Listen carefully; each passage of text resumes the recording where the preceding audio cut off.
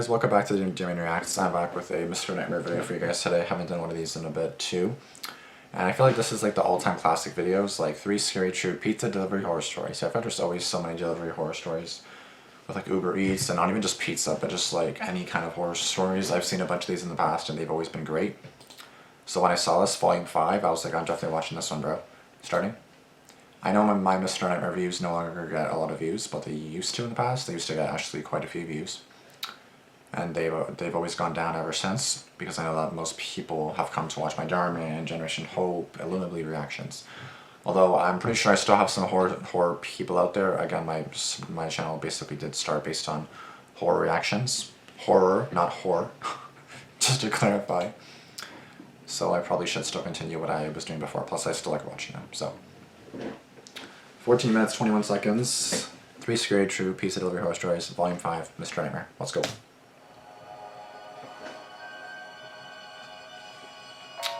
I wish there was some more animated horror stories, like pizza stories, like Llama Arts. I wish Llama Arts would animate some more. At the age of 17, I was working as a pizza delivery boy for a local pizza place. I was doing it for months by this point. I had done countless deliveries already.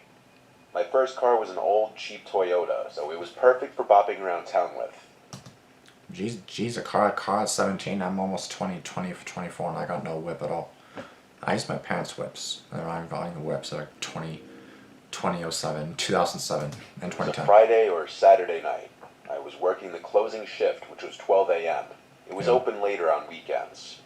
This was towards the end of the night, past 11 for sure. My boss, who I'll just call Mario, would always give me the details for the houses I'd be delivering to and their orders. Mario? He had an order for 1 pie to a woman named Karen, ironically. It was an unusually long drive away. About 15 minutes. Most orders come locally around the area, like 5 minutes away on average. I expected a better tip for this reason. I brought the pizza to my car and off I went, listening to my usual playlist on the way. I pulled down the block of the address and pulled up in front of the house. It was a small-sized house, as were most of the houses in the area. It seemed to be a lower-income area. The lights were on in one of the rooms on the first floor. I was approaching the door when suddenly a woman called out from a window from the house next door, saying, "Excuse me, that pizza's for us. We gave the wrong address." So I walked next door to the front door and saw that the doorbell was broken. So I opened the storm door and then knocked really loud on the main door.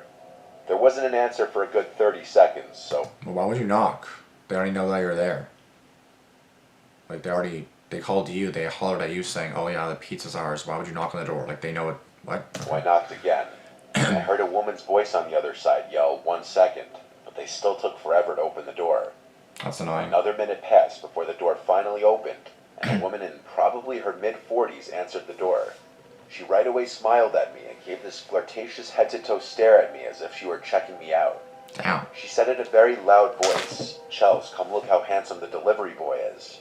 Another woman about the same age came over to the door, and she did the same thing. Right away I felt my cheeks getting red, as I was a bit shy around older women like that. The woman who opened the door, who I'm assuming was Karen, asked me what time I get off work. That was when I started getting really nervous, because I wasn't good at flirting with women at that age. I said this is probably my last delivery, and then one of the women asked me if I wanted to come in and have some wine with them. Oh god. I knew my friends would all rip on me forever if I blew this opportunity, so I said yeah, sure. Oh no. Oh no. Well, first of all, aren't you a delivery boy that has, well, a delivery person, like, you have to sign back out, right? Like, I guess it is your car. I guess that if it's your last delivery, I guess you can just leave after that. But, aren't you driving? You can have wine. You can't drink and drive. The fuck? And plus, don't go into some random person's house as well. That's how old I was, and I said 21. And then they both laughed, and one of them said they don't care if I'm under 21. They told me to sit on the couch, so I'm sure. They asked how old I was, and I said 21. And then they both even though he's 17. laughed, Okay, I see. and one of them said they don't care if I'm under 20. Oh, because 21's the drinking age, and okay, that makes sense. That makes sense. Because, yeah, 21 is the drinking age in the US, but it's 19 here in Canada. So. They told me to sit on the couch, so I did. They both sat on either side of me. This whole encounter felt too good to be true to me. Nothing like this had ever happened to me before. Like, were they actually good looking though? Because like it's very different if like they're two 40-year-old women that just aren't like, you know, Like, are they MILFs or something? Like, I don't know. Like, are they attractive at least? You know what I mean? Like, I had a feeling these two women were already very drunk. From here, the women are both being very flirty with me, commenting on my dimples, saying how cute my shyness was, and all this stuff. I was drinking some wine pretending like it didn't taste disgusting to me, because I oh no, they probably drugged the wine or something. Oh no. didn't drink wine at that age at all. The woman Chelsea started saying that they want to show me something in the basement. Oh my I god. laughed and said, "What is it?" They both laughed and said it's a secret, but that I'll like what it is. They wanted me to go down first. Honestly, I had my own fantasy about what was going to happen in the basement. Unfortunately, it was nowhere near that. I walked over to the doorway of the basement and looked down into the darkness below. I looked back at them and noticed they weren't laughing anymore. They had these blank faces.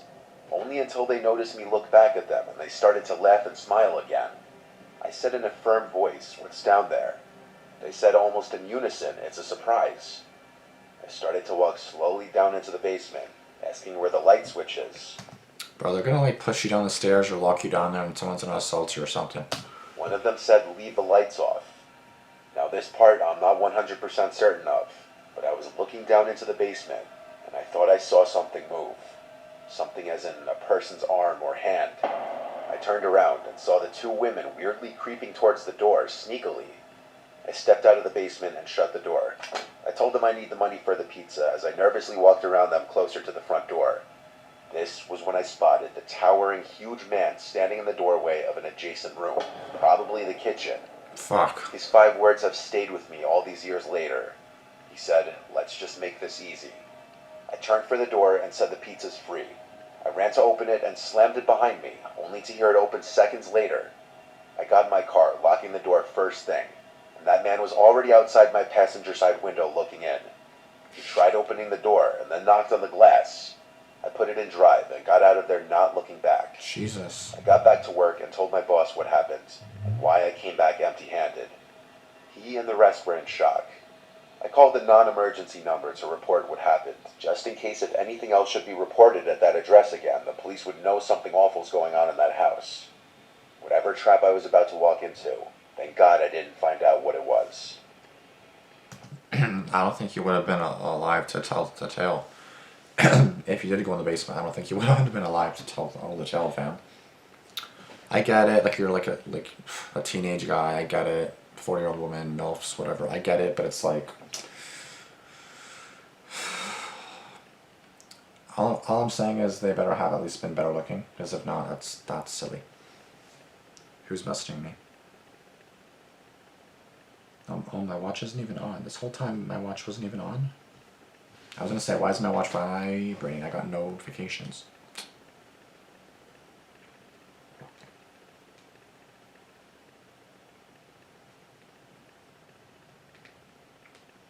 Sorry, I'm just responding to Instagram and snappy chatty. Anyways, yeah, don't be like that kid. I get it, 17, you know. Raging hormones, I get it. Trust, I get it. But don't let yourself do that, especially drink wine. They were probably trying to drug you or something. Like, you would have died.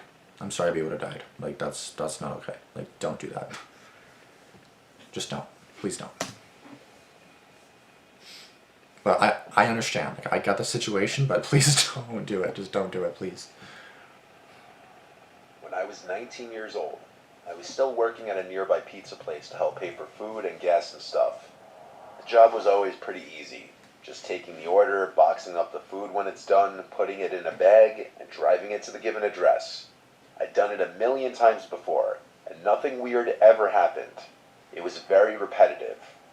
Tips would usually be around $3 to $5 depending on the distance. Sometimes more generous people would give 10 or more though. Wow. I remember this order was just a chicken parm hero and a regular slice.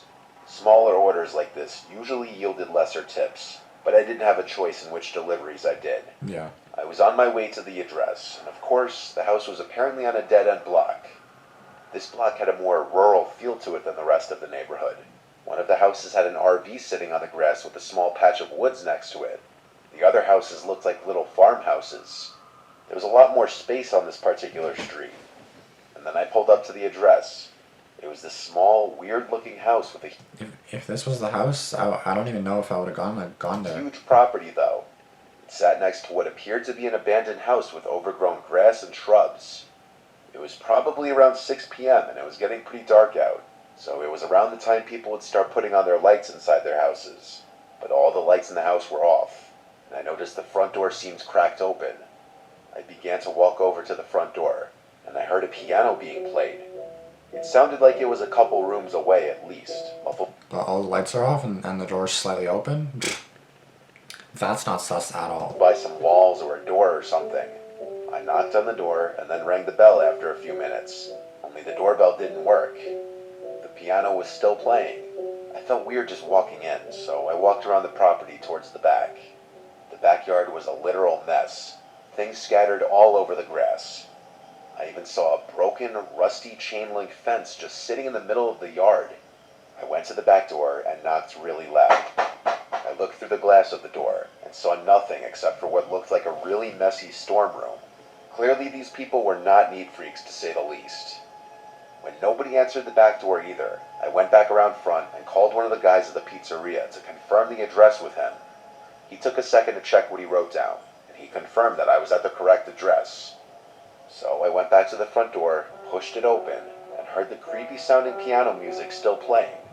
I yelled, "Pizza's here." The piano stopped. Someone yelled, "Over here." Then the piano resumed. They were playing this simple yet creepy repetitive song as if on loop. There were also no lights on in this house, so it was almost hard to see in there. No. I walked straight, getting closer to the sound of the music. No. The smell inside the house was very musty and off-putting. When I got halfway into, I guess what you'd call the foyer, I felt very uncomfortable. The foyer or the foyer? I wasn't going to go any further. I yelled, "I'm by the front door, sir." The music stopped, this time for good, and now there was just silence. I backed towards the door again so that I would be closer to the outside. I was expecting to hear footsteps coming towards me, but no, it was just dead silent. I said, "Sir?" And a voice from another room said, "Yes, sorry, I have trouble walking. Could you just bring it in here, please?" I asked, "What room are you in, sir?" And he took a moment to answer back, "If you just walk through the living room, I'm in the dining room." There were no directions on the phone to do any of this, so this was very strange. I thought for a second about my next course of action. I felt bad leaving in the case that this was some old, feeble man just living in a messy house. I started walking through the living room, and there was an opening that led to what I presumed to be the dining room. Me being my overly cautious and paranoid self was still suspicious. Good. Instead of walking straight into the dining room, I peeked around the wall just enough for one eye to see into the room. Yes. I saw the piano, but there was no one sitting at it. I also didn't see anyone in the entire room. With that, I quietly but quickly walked back towards the front door, shut the door behind me, and drove back to the pizzeria. I explained that I got a sketchy vibe inside the house. My boss was completely understanding, especially when the alleged customer didn't call back asking why I left. That said everything. I didn't really understand the logic in trying to commit a robbery in your own house. Right. Yeah, like the fact that they didn't even call back, that's definitely, oh my god, that's so awful. Nor did my boss or coworkers. So later that night after work, I looked up that address, and that house was foreclosed on months ago, and it had been vacant. When I told this to everyone, they had the same mouth-dropping reaction I did. I was truly mere steps away from probably getting robbed. Or dead. Or someone was trying to play a horrible prank on an unsuspecting pizza delivery guy. Yeah, honestly, like, respect to all these, like, delivery people, bro, because, like, and this is an anonymous one, so I feel like this one's very true, because you don't want to say your name if it's that's, like, sketchy, so you just say anonymous. It was my last week working at an Italian restaurant. It was a half pizzeria, half Italian restaurant, so my duties would switch from shift to shift. Sometimes I'd work the front register in the pizzeria, sometimes I'd be a busboy in the restaurant side, and sometimes I'd be doing deliveries. I liked doing deliveries the most because I'd make tip money. Yeah, exactly. So it was ironic that I left this job with a horrible, scarring experience doing a delivery. It was a late-night delivery. She was kind of creepy, not gonna lie. Of course, this is when the shady things happen. We got an order for 3 specialty pizzas. It was a big order, probably like $70 worth of pizza. It was on the bad side of town. This was already a minor red flag. Good thing I drove a crappy old Civic and wouldn't draw any negative attention out in that area, or so I thought. It was a 15-minute drive at least, and when I got to the house, I went up to ring the bell. The door opens within seconds, and this Latino man opens the door halfway, sees the pizzas, opens it fully, exposing the pistol in his hand. I'm not a gun person, but if I had to guess, I'd say it was a Colt 45. But I wasn't really paying attention to what kind of gun it was. My heart basically dropped out of my ass at the first sight of it and realizing the situation. Then two more Latino men came to the door and grabbed me while the first one still had me at gunpoint. They were yelling in Spanish at each other. Then the guy with the gun It's like, what the fuck? said in broken English, "Give me all of your stuff." I said okay, as I could barely breathe or speak due to my panic. I grabbed my wallet, which was all I could really offer him. He then yelled, "Phone," and I gave him my phone as well. It was a Motorola Razr, the iPhone of the 2000s pretty much. One of them even forcibly grabbed my wrist and yanked off my watch. Thankfully it wasn't an expensive watch. After this, one of them grabbed my ID out of my wallet and read out my address. Then they threatened me, basically saying if I told anybody about this, they'd come to my address and kill my whole family. Oh my god. What? Bro, that's terrifying. Cause like obviously the first thing you're gonna do is report this to the police. And now they have your address. Oh my god, bro, that's so fucked up. I said okay, I understand, wanting to cry for help and for my life, but I couldn't. They then pushed me out of the house down the stoop, causing me to land on my hands and knees and start to bleed. They slammed the door shut, and all I had left on me now were my keys. I didn't return back to the pizzeria. I was too shaken and disturbed. I went home, noticeably quiet and shaky. My parents picked up on it. They also saw my scuffed up shorts and my bloody knees. They knew something was wrong, and they tried prying it out of me. I had to tell them the truth. I told them I was robbed at gunpoint on a delivery, and they had our address and threatened to come kill us if I reported them. My dad, who had connections with the police department, right away called the number of one of his close friends, and they immediately did a background check of the person living in that house. His name was Rodrigo. He had 4 prior felony convictions. And so, my dad, with the help of his police connections, ignoring the threat from the man with the gun, had a squad of police cars surround the house and enter the house with their guns drawn. I wasn't there, of course, but we heard a description of the scene through my dad's connections. 2 of the 3 men were still in the house and were arrested and charged. The man who had 4 convictions already got a life sentence. One of the guys by his side had a prior conviction and was sentenced to 5 years. The 3rd guy wasn't in the house, and I don't think they ever found him. To this day, he's still out there for all I know. And on several occasions since then, I've woken up to sounds from outside when the windows are open, like footsteps on the side walkway to the backyard, or the gate swinging open and closed. It could just be my imagination or being paranoid, but I do still worry for my and my family's well-being. For sure. Enough time has passed now that I think that man fled the country, or at the very least knows better than to ever show his face in this town again.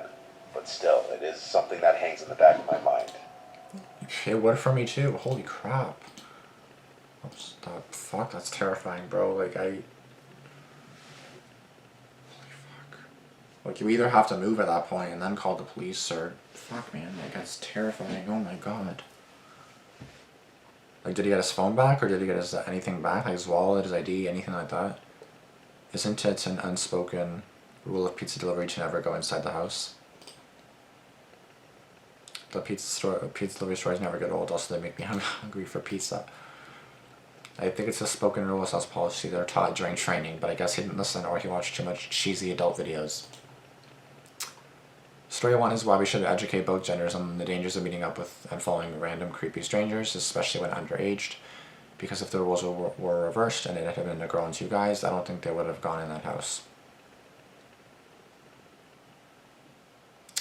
The first story broke my heart, that fact that kid felt to need to be sexually assaulted by old nasty things to impress his friends is so sad. I'm glad he's okay. Crazy to think I started watching you when I was 11 and I'm about to be 19. Damn, you old ass mother... Oh, I'm joking. The first story is a very good reason why you should never let your friends or peers influence your decisions. That dude was lucky as hell to get out of that situation alive. Facts. I'm 17 myself, and I would never do anything that stupid. I don't give a damn what my friends say. Facts. Thank you. Last story was insane. Educate boys about the danger. We educate girls. A young woman would have never entered a house at the invitation of an older stranger, especially after they showed romantic interest in them.